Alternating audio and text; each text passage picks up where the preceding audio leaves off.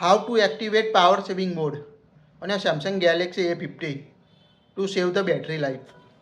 Open the app drawer on your device.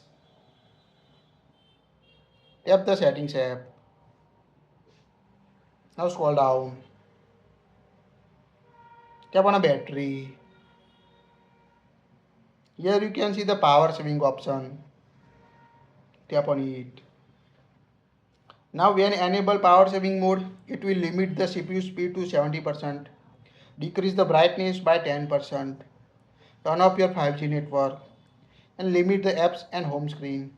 So these four function automatically disable, and that will helpful to extend the battery life. Now toggle on it. Now you can see disable all these options and apply this to your device.